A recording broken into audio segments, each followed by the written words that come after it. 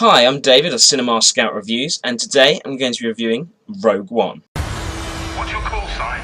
Rogue One. You might want to strap in.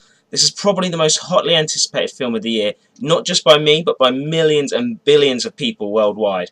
I went into this film, as I'm sure many others did, slightly worried but cautiously optimistic, having heard the early reviews and reactions of people who have seen the film.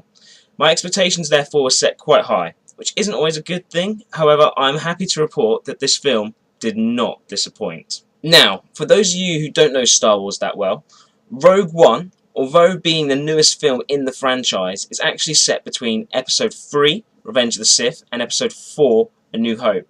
The film centres around a group of rebels who are searching for the plans to the Death Star, a space station with the ability to destroy a planet. Now, if you do know Star Wars, you know that this is a pretty key plot point for the series, and you kind of already know how it's going to end. But I don't feel like this took anything away from what was an absolutely fantastic film. That's not to say this film isn't without its flaws. There's only 3 things really that I could think of, but there are some.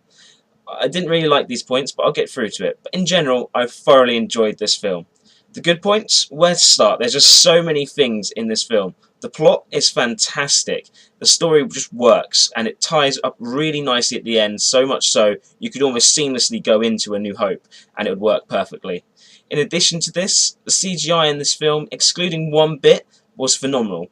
The best I've seen in a Star Wars film, and I'm not even over-exaggerating that. This film looks fantastic. The space and planet battles are just beautiful, and the ships just look absolutely fantastic.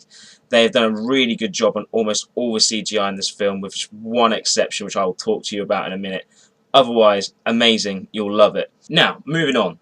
The new characters in this film, wow, they are awesome. My favourite is probably the robot, K2SO, who is hilarious. Some of the lines it comes out with are just fantastic, and you will laugh, I promise you. In addition to this, my other favourite character is probably Chirrut, who is like a warrior monk who, although not Force sensitive, believes strongly in the Force, and he kicks butt. I mean, this guy is awesome. He's the closest thing you're going to get to a Jedi in this film, and the fight scenes are pretty cool to watch. But on top of this, I just really enjoyed him as a character. I feel like it was something nice to see that there's someone like this in the Star Wars universe, as I'm willing to be wrong on this, I don't think up until this point there has been any Force worshipping monks. At least not in the films at any rate. I'm willing to be wrong about this. But anyhow, here's a short trailer, he's in it, and you'll get to see a small glimpse of him before you see the film. The Empire's building a terrible weapon. I need your help. We can stop them. This is your chance to make a real difference. We have hope. Rebellions are built on hope. Are you with me? All the way. Anyway, finally, we get to the cast, who are fantastic. The only one who I wasn't keen on in this film, and I was a little bit surprised by this, was Forrest Whitaker, but I'll get to that in a minute. Everyone else in this film, though, I really enjoyed, and I think there is some really good acting, and I didn't feel distracted by the majority of the cast performance, which is always the case. Isn't always the case, because sometimes in Star Wars films you get some bad acting, but I'm sure some of you would agree with me on that one. Now, I've talked about the good, it's time for the bad. There wasn't much of it, I'll be honest, but there are 3 things that massively stood out for me.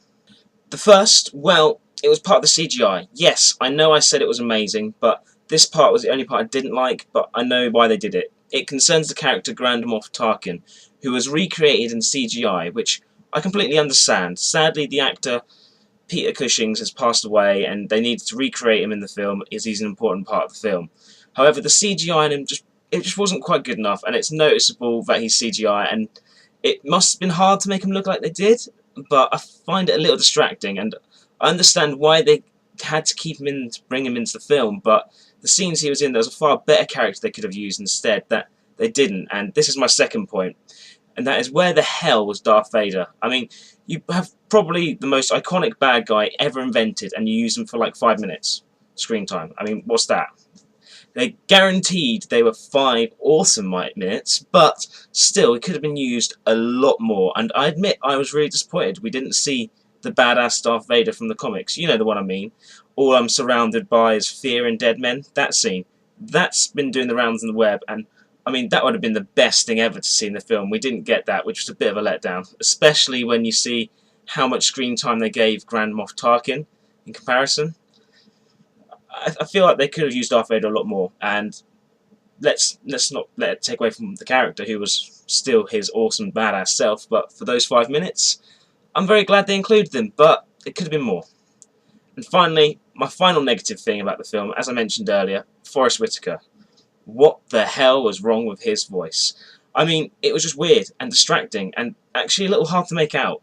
I mean, why make him sound like such a weird voice? I mean, the man's normal voice would have been perfectly fine. I don't understand why they made him put on this voice, and it's hard to describe what it's like. I mean, it's just like trying to talk in parcel tongue in Harry Potter. It's kind of what it sounded like, to be honest with you.